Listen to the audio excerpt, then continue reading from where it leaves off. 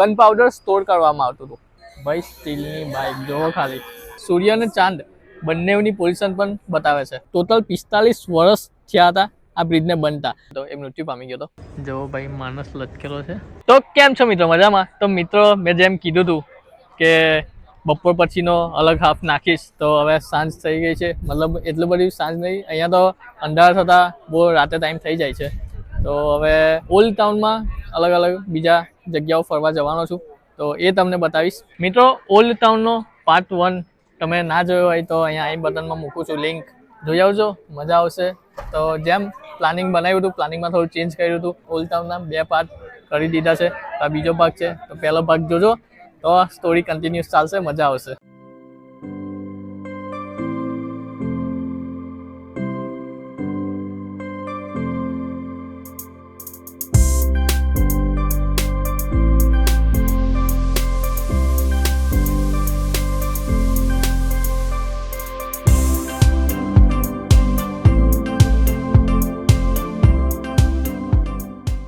તો મિત્રો હમણાં મેં છું મ્યુનિસિપલ હાઉસની એકદમ સામે. તો આ જે પાછળ તમને જોઈ શકતા હશો બિલ્ડિંગ, આ બિલ્ડિંગ છે મ્યુનિસિપલ હાઉસ છે. તો આ 1380માં કિંગ વેન્સેસ્લાસ ફોરે આનું કન્સ્ટ્રક્શન કરાવ્યું હતું. પછી 1385થી 1485 સુધી બોહેમિયાના જે અલગ અલગ રાજાઓ હતા તે અહીંયા રહેતા હતા.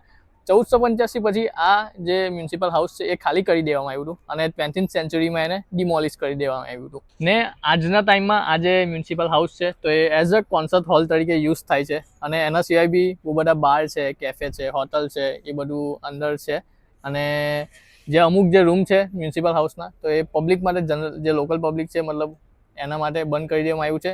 જે ગાઈડેડ ટૂર હોય છે એના માટે જ ઓપન છે.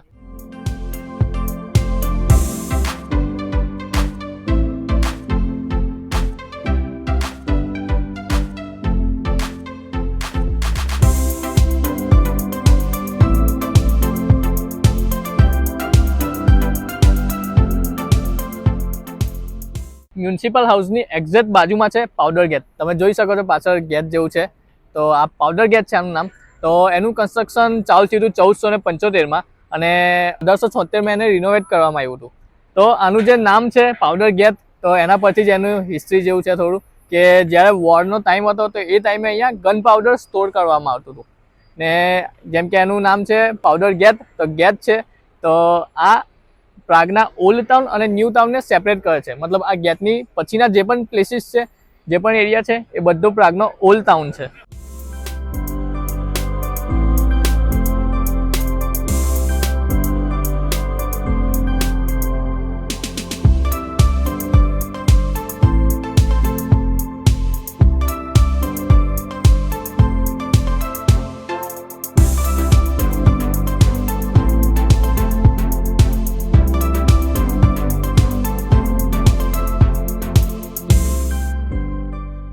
તો જોઈ લો મિત્રો, હવે મેં આવી ગયો છું ઓલ્ડ ટાઉનમાં. ત્યાં સામેની સાઈડથી વિડીયો શૂટ કર્યો હતો, એ હતું ન્યૂ ટાઉન, આ બાજુ છે ઓલ્ડ ટાઉન.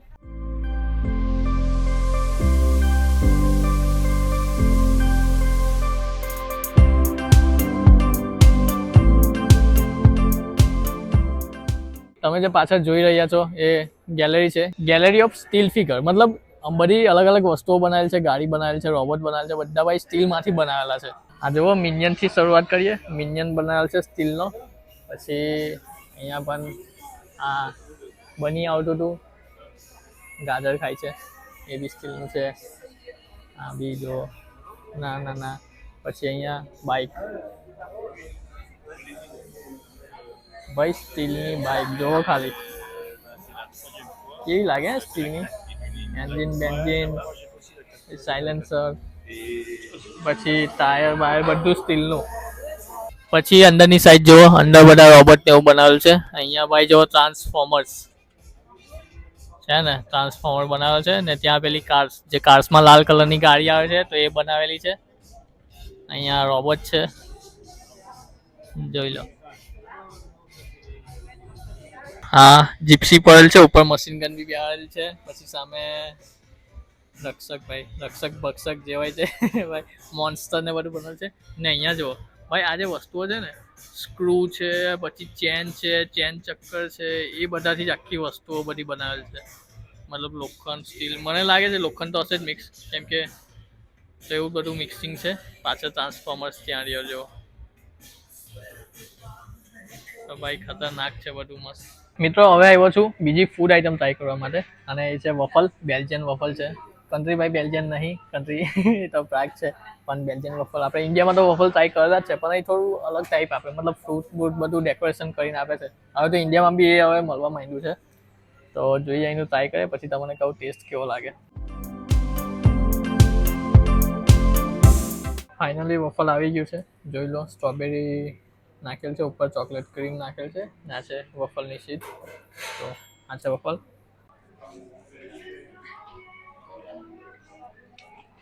મસ્ત ભાઈ ટેસ્ટ, ચોકલેટ સ્ટ્રોબેરી અને વફલ પણ એકદમ ક્રિસ્પી જેવું લાગે છે. તો મિત્રો ફાઇનલી મેં આવી ગયો છું ઓલ્ડ ટાઉન સ્ક્વેર, પ્રાગના ઓલ્ડ સિટીનું જે ટાઉન સ્ક્વેર છે. તો અહીંયા જ અલગ અલગ આર્ટ ગેલેરી છે, નેશનલ ગેલેરી છે, પછી ચર્ચ પણ છે, એસ્ટ્રોનોમિકલ ક્લોક છે. હવેનું જે પ્લેસ છે એ તમે પાછળ જોઈ શકતા હશો, તો ચર્ચ છે. આ ચર્ચનું નામ છે ચર્ચ ઓફ અવર લેડી અને આનું કન્સ્ટ્રક્શન 14th સેન્ચુરીમાં થયું હતું. અને આ ચર્ચમાં તમે જોઈ શકતા હશો 2 સ્પિયર્સ છે બંને બાજુ.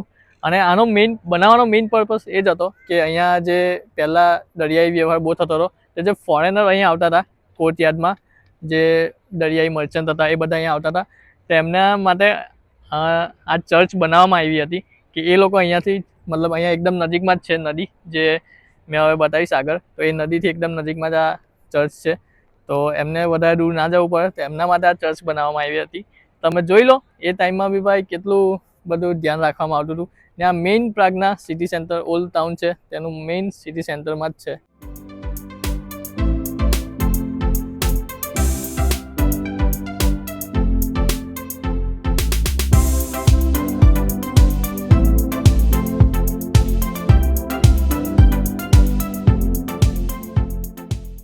મિત્રો હમણાં મેં આવ્યો છું એસ્ટ્રોનોમિકલ ક્લોક જોવા માટે. તો એ છે પ્રાગના ઓલ્ડ ટાઉન સ્ક્વેરમાં. તો આ ક્લોક 1410માં ઇન્વેન્ટેડ થઈ હતી ને વર્લ્ડની 3જા નંબરની ઓલ્ડેસ્ટ છે. ને આ ક્લોક 24 કલાકનો ટાઈમ પીરિયડ તો બતાવે જ છે, અને સાથે સાથે મૂન અને સન, સૂર્ય અને ચાંદ બંનેની પોઝિશન પણ બતાવે છે. ને આમાં એવું છે કે કલાકનો ટાઈમ થાય, મતલબ 12 વાગે 1 વાગે જે રાઉન્ડ ફિગર થાય છે કલાકનું, તો ત્યારે થોડું જોવા જેવું હોય છે, મતલબ બારી ખુલે છે અને બધું પક્ષીઓ અને બધું જોઈએ. હવે મેં પણ એક્સપિરિયન્સ નથી કર્યું, આ તો મેં સાંભળ્યું હતું. પાછળ પબ્લિક જો તમે. મિત્રો ફાઇનલી હવે 1 જ મિનિટ બાકી છે ને ભાઈ પબ્લિક તમે જુઓ, પબ્લિક બધું જમા થયું છે અહીંયા જોવા માટે.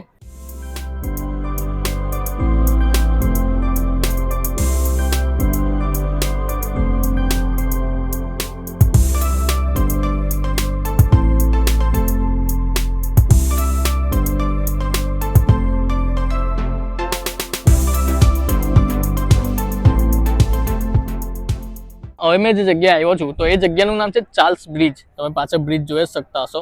તો આ બ્રિજ ચાર્લ્સ IV નામના રાજાએ બનાવવાનું ચાલુ કર્યું હતું. આ બ્રિજનું કન્સ્ટ્રક્શન 1357ની સાલમાં ચાલુ થયું હતું અને 1402માં એન્ડ થયું હતું. તો વિચારો ટોટલ 45 વર્ષ થયા હતા આ બ્રિજને બનતા. આ બ્રિજ ટોટલ 515 મીટર લાંબો છે. આના પહેલાં એક જ્યુડિથ બ્રિજ હતો, પણ પૂરના લીધે એ તૂટી ગયો હતો, તો પછી એના રિપ્લેસમેન્ટમાં ચાર્લ્સ બ્રિજ બનાવવામાં આવ્યો.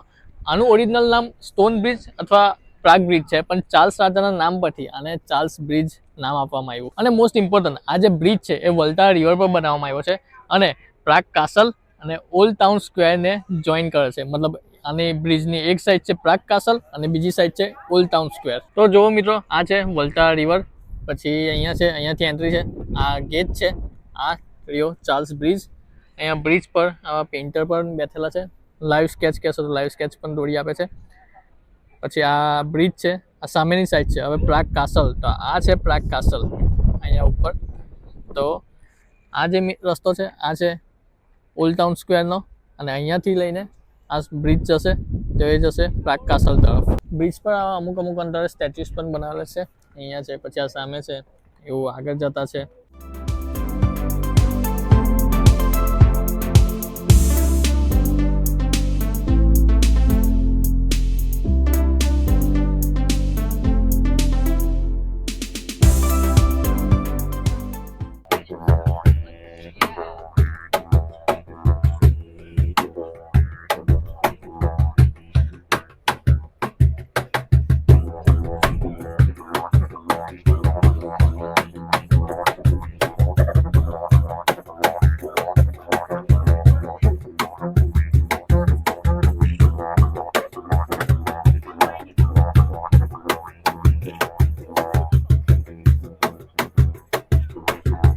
હવે મેં આવી ગયો છું બ્રિજની એકદમ વચ્ચે. મિત્રો વ્યૂઝ બંને બાજુ એકદમ મસ્ત છે. આ જો એક સાઈડનો વ્યૂ, અહીંયા બધી ક્રૂઝ છે, તો ક્રૂઝ ડિનર પણ કરી શકાય છે. ત્યાં સામે રહે પ્રાગ કાસલ. હવે સામેની સાઈડ જઈએ તો સામેની સાઈડ પણ જુઓ.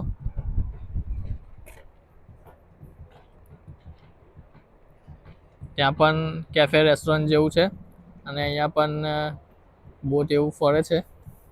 અહીંયા પણ ક્રૂઝ ડિનર છે. ક્રૂઝ ડિનર કરવું હોય તો એ પણ કરી શકાય છે.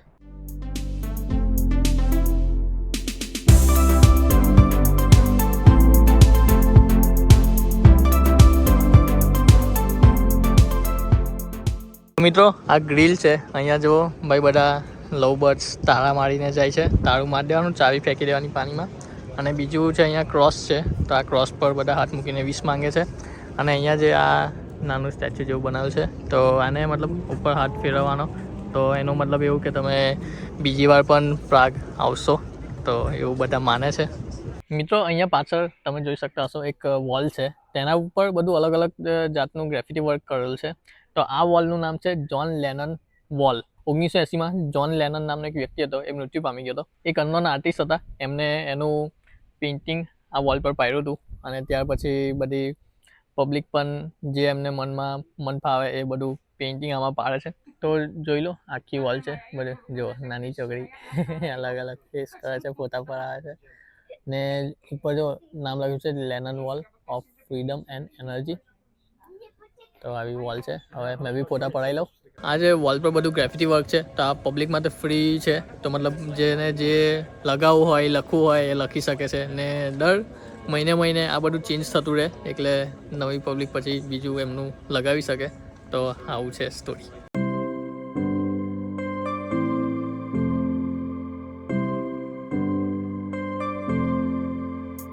મિત્રો જુઓ, રસ્તામાં એક સ્કલ્પચર દેખાયા. આનું નામ છે ક્રાઉલિંગ બેબીસ. તો 3 બેબી છે નાના નાના, ને એના મોં ગોબાયેલા છે.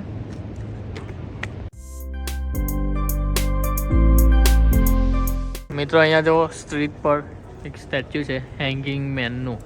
જો ભાઈ માણસ લટકેલો છે, આવી સ્ટ્રીટ છે ને ઉપર લટકેલો છે માણસ.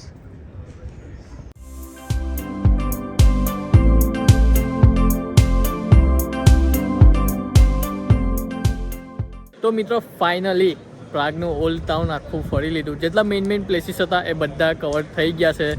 તો જે રીતે પ્લાનિંગ હતું મારું, તે રીતે પ્લાનિંગ સક્સેસ ગયું છે. તમને પણ બતાવી દીધું બધું.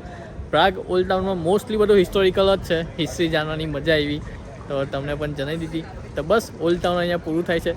હવે વ્લોગ આવશે પ્રાગ ન્યૂ ટાઉનનો, તો એમાં પણ બની રહેજો. આ વ્લોગ અહીંયા જ એન્ડ કરું છે. વ્લોગ ગમ્યો હોય તો લાઈક, શેર, સબસ્ક્રાઈબ કરી દેજો. મળીએ તો હવે નવા વ્લોગમાં. Bye bye.